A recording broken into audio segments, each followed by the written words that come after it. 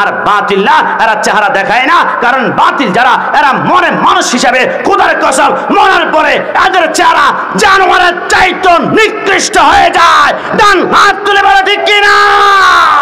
আমানত শাকিকে মশা কামড়ায়, মশারি কেন টাঙ্গিয়েছে? আল্লাহর কসম আমি কোন দুরূদ শরীফের কথা বলছি আপনারা বিশ্বাস করেন এখনো বুঝতে পারেন নাই। দুনিয়ার জমিনে আমার সামনে যারা আছেন 5 ওয়াক্ত নামাজ পড়েন এমন 20 বছর অসংখ্য মুরব্বি পাওয়া যাবে। আমি যদি বলি মুরব্বি আব্বা এত নামাজ পড়েছেন, এত সিজদা করেছেন, আমাকে একটা সিজদার গ্যারান্টি কি আপনি দিতে পারবেন যে আল্লাহর দরবারে 100% কবুল হয়েছে? পারবে না। দুনিয়ার কোন মানুষ রব্বুল আলামিনের দরবারে কোনো ইবাদতের গ্যারান্টি দিতে পারবে না। দুনিয়ার জমিনে একটা মাত্র আমল আছে যেটা করতে দেরি হয়, একটা সেকেন্ড পরিমাণ দেরি হয় না আল্লাহর দরবারে কবুল হতে। এটা হচ্ছে রাসূলুল্লাহর উপরে দুরূদ শরীফ। একটু জবান খুলে বলি সুবহানাল্লাহ।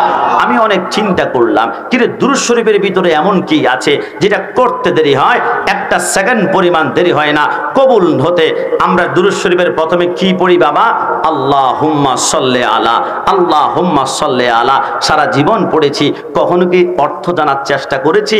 আল্লাহুম্মা সাল্লি আলা অর্থ আল্লাহ আপনি নামাজ পড়েন না, আপনি রোজা রাখেন না, আপনি হজ করেন না, আপনি যাকাত দেন না। আল্লাহ আপনার কাজ হচ্ছে একটা সাল্লু আলাইহি ওয়া সাল্লিমু তাসলিমা, সাল্লু আলাইহি ওয়া সাল্লিমু তাসলিমা। তো আল্লাহ যেই কাজটা আপনি করেন এই কাজটা আমার জবান দিয়ে আমি পারবো না, কারণ আমার জবানে মিথ্যা বলেছি, সিটারি করেছি, হারাম খেয়েছি, দুর্নীতি করেছি, অন্যের হক মেরে খেয়েছি। আল্লাহ আপনি পবিত্র জবান দিয়ে দুরূদ শরীফ পড়েন, আমার নাপাক জবান দিয়ে আমি পারবো না, আমি পারবো না। তো আমরা কি পড়ি? আল্লাহুম্মা সাল্লি আলা, আল্লাহুম্মা সাল্লি আলা অর্থ ও আল্লাহ আমার পক্ষ থেকে আপনি নিজেই আপনার বন্ধুর উপর একবার দুরূদ শরীফ পড়ে নেন। আল্লাহর কসম পর্যন্তলা থেকে আমরা যদি কেউ একবার আল্লাহুম্মা সাল্লি আলা পড়ি, সাথে সাথে আমাদের পক্ষ থেকে আল্লাহ তার বন্ধুর উপরে নিজেই একবার দুরূদ শরীফ পড়ে নেয়। আল্লাহ জবান দিয়ে যেটা বের হয় এটা 100% কবুল হয়ে যায়। ডান হাত তুলে বলো ঠিক কিনা? পৃথিবীর জমিনে একমাত্র আমল দুরূদ শরীফ, যা পড়তে দেরি হয় কবুল হতে একটা সেকেন্ড পরিমাণ দেরি হয়। একটু জবান খুলে বল, দেরি হয়। ওই নবীর প্রতি আমরা দুরূদ শরীফটা আমরা পড়ি, তারপরে মাঝে মাঝে ইয়া নবী সালাম আলাইকা পড়তে গেলে আমাদেরকে বিদআতি বলা হয়। সুন্নিরা বিদআতি, সুন্নিরা জিলাপিখোর, সুন্নিরা তাবারকখোর। তা আমি বলি নবীকে যদি সালাম দেওয়া বিদআত হয় তো তোমরা যে মাঝে মাঝে গান গাও, সালাম সালাম হাজার সালাম সকল শহীদ শরণে শরণে আমার হৃদয় রেখে যেতে চাই তাদের স্মৃতির চরণে। বলুন না, সালাম হাজার সালাম মায়ের ভাষায় কথা বলাতে, স্বাধীন আশায় পথ চলাতে, হাসি মুখে যারা দিয়ে গেল প্রাণ, সে স্মৃতি নিয়ে গেয়ে যায় গান। তাদের বিজয় মরণে মরণে আমার হৃদয় রেখে যেতে চায় তাদের স্মৃতির চরণে। শেষবারের মতন সবাই সালাম। মনে রেখো অর্জুন তলার ভাইরা, আমরা সুন্নিরা জঙ্গি নয়, আমরা হচ্ছে সুন্নি। শহীদদেরকে সালাম দেওয়া যাবে না এই ফতুয়াবাজি জীবনে আমরা করি নাই, করবো না। শহীদদেরকে 1 কোটি বার সালাম দিবে, দিব নাই বা কেন? 1952 সালে ঢাকা ইউনিভার্সিটির চত্বরে বাংলা ভাষাকে মাতৃভাষা করার জন্য সালাম, রফিক, বরকত, জব্বার বুকের তাজা রক্ত ঢেলে দিয়েছিল। এদের জন্য 1 লক্ষ বার নয় 1 কোটি বার সালাম আর সালাম। 1971 সালে সালে 30 লক্ষ শহীদের রক্তের বিনিময়ে বাংলার রাজপথ লালে লাল হয়ে গিয়েছিল।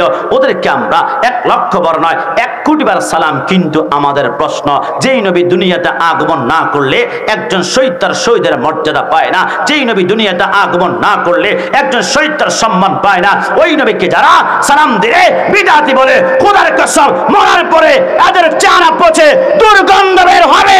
ডান হাত তুলে বলো ঠিক কিনা? সরকার মদিনার শানে গুস্তাকি করলে কি পরিমাণ গাদ্দারি, কি পরিমাণ কষ্ট আপনি শেষ বয়সে হবেন। আমি একটা এক্সাম্পল দিব, কেউ কষ্ট নেবেন না। আমি একটা উদাহরণ দিব। আজ থেকে 4 মাস পূর্বে বাংলাদেশের একজন মাওলানা মারা গিয়েছিল। ওনার নাম অনেকে দিয়েছে কোরআনের পাখি। উনি বাংলাদেশের ভিতরে চট্টগ্রাম প্যারেড ময়দানে দাঁড়িয়ে অসংখ্য মার সরকার মদিনার মিলাদুন্নবীকে বিদাত বলেছে।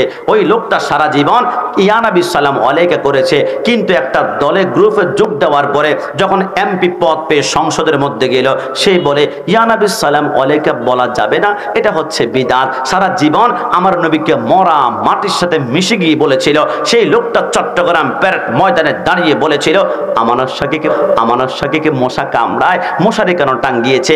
আল্লাহর কসম, কোরআন বলে ইন্নাল্লাযীনা ইউযুনাল্লাহা ওয়া রাসূলা লা'নাহুমুল্লাহু ফিদ দুনিয়া ওয়াল আখিরা। যারা আল্লাহর রাসূলকে কষ্ট দিবে এরা দুনিয়াতে লাঞ্ছিত হবে। যেই লোকটা মিলাদুন নবীর বিরুদ্ধে কোরআনের পাখি নামে গালি দিয়েছিল, আজকে সেই লোকটা মরে যাওয়ার পরে, এখনো তো ভিডিও ফুটেজ আছে, তার পেটটা মরে যাওয়ার পরে আস্তে আস্তে ফুলে যায়। ডাক্তাররা বলল তাড়াতাড়ি দাফন করতে হবে, 2 ঘন্টা পরে পেট ফেটে যাওয়ার সম্ভাবনা আছে, তাকে দাফন করে পেল। কোরআনের পাখিরা বলল একটা নজর কি দেখা যায় না? বলে লা মুমকিন, দেখা যাবে না, লা মুমকিন, দেখা যাবে না। কিন্তু 30 বছর কোরআনের খ্যাতমত করেছে, দেখা কেন যাবে না? কিন্তু আমরা সুন্নিরা চেহারা তো গোপন করি না, আমরা তো চেহারা ঘন্টার পর ঘন্টা দেখাই। আমাদের চট্টগ্রামের নুরুল ইসলাম হাশেমি রহমতুল্লাহ আলাইহি মৃত্যুবরণ করেছে। সকাল 8টা থেকে সন্ধ্যা 8টা পর্যন্ত 2.5 লক্ষ মানুষকে আমার সামনে আমরা চেহারা দেখিয়েছি। জামিয়ার সাবেক প্রিন্সিপাল আল্লামা জালাল উদ্দিন আল কাদের রহমতুল্লাহ আলাইহি মৃত্যুবরণ করেছে,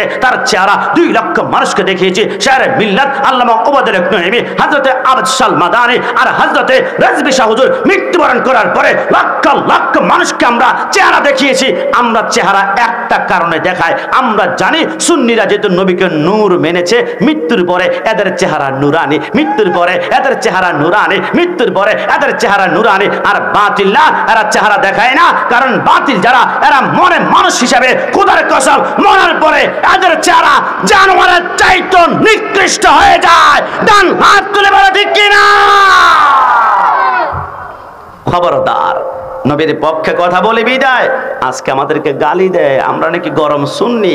আমি বলি ভাই, সুন্নিরে কখনো ঠান্ডা হয় না। সুন্নি মানে গরম।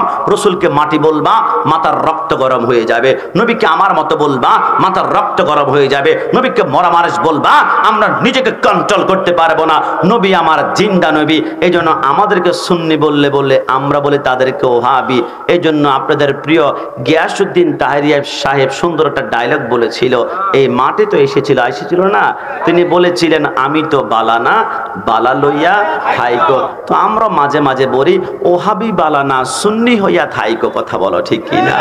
কোরআনের কথা গুলো, হাদিসের কথা গুলো মাইনা চইল, ওহাবি বালা না, সুন্নি হইয়া থাইকো।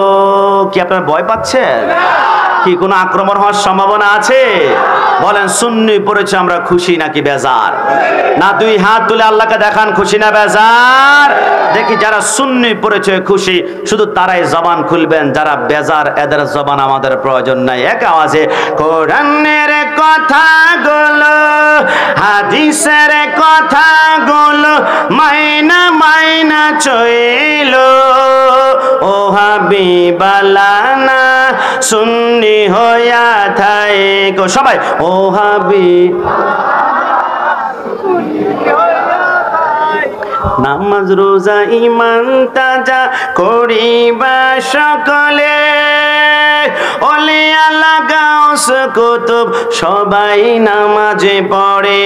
মন থেকে বলুন 5 ওয়াক্ত নামাজ পড়তে চাই কি চাই না? 2 হাত তুলে আল্লাহকে দেখান, চাই কি না? নামাজ রোজা ঈমান তাজা করিবা সকলে, ওলি আল্লাহ গাউস কুতুব সবাই নামাজে পড়ে। জান্নাতের চাবি নামাজ। খবরদার, সব নামাজি কিন্তু জান্নাতে যাবে না। কিছু নামাজি নামাজ পড়তে পড়তে কপালে দাগ ফেলবে, আমিলাতুন নাসিবাতুন তাসলা নারান হামিয়া, জাহান্নামে যাবে। আর জান্নাতি নামাজ কেমন হবে এটাই বলতে চায়। জান্নাতের চাবি নামাজ, নবীর প্রেমে পড়িও, ও হাবিবালানা সুন্নি হইয়া থাইকো। সবাই ও হাবিবালানা ও হাবিবালানা সুন্নি হইয়া। নবীকে মাটি বলে ও হাবি যারা, নুরুন আলা নূর নবী বলেন আল্লাহ তাআলা। ডান হাত তুলে বলো ঠিক কিনা?